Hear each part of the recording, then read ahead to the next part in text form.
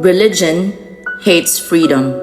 Don't get me wrong, I'll explain. Right now, average of religious people is somehow bothered by you just being yourself, by even having freedom of thought, or can actually think whatever you want to think. Or you can be what you want, you choose to be. You can be religious or not. It bothers them so much because in their faith, they don't have freedom of choice or even freedom of thought. I mean, what is the word free will for? Does that make sense? When there is oppression, of course, there is resistance. You know, the greatest enemy of mankind is not sin, nor devil. It's ignorance. Ignorance is the main cause of distraction. We blame so many deity, demons, evil for our own irresponsibility is insane. Like, for example, you fuck someone's life, ruin it, and blame the devil. Mankind perish all the time. Mankind only get destroyed. Because of what? Because of the lack of knowledge. Do not try to understand life, just experience it. Just experience the bad and the good with it. People who often boost faith is a person who is too lazy to investigate. Do not throw away your critical thinking. You will never see faith healers in the hospitals. You know what pastors and faith healers targets? Are people who lacks critical thinking and maybe a victim of childhood trauma, the depressed, the sad.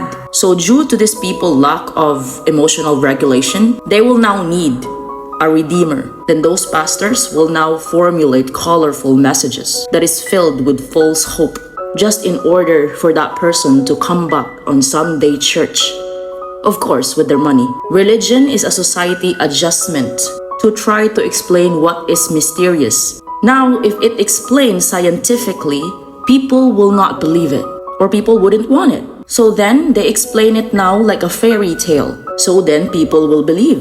The origin of the first man was named Atom, which is Adam, obviously. The center and first of all life is Atom. So the first man is Atom, which is considered Adam. So let's explain it logically and be matured a little bit. We understand it in order to multiply energy, especially of an atom, you remove electron, which is known electron Eve. When you take an electron from the atom, the energy multiplies. Now, in order to make women in your scriptures, what do? You take out a rib.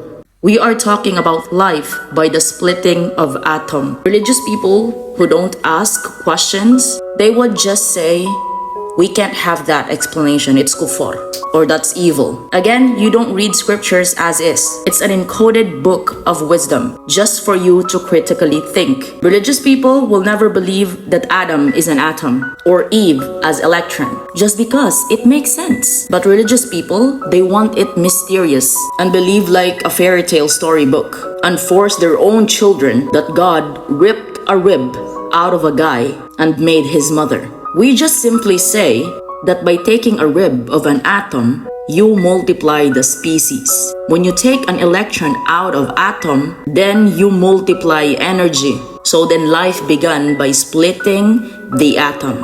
Just exactly like the cell, the birth of the cell and the death of the cell. I mean, you don't even need to be a scholar or a brain maniac just to understand these things. I mean, just take the reality out of it.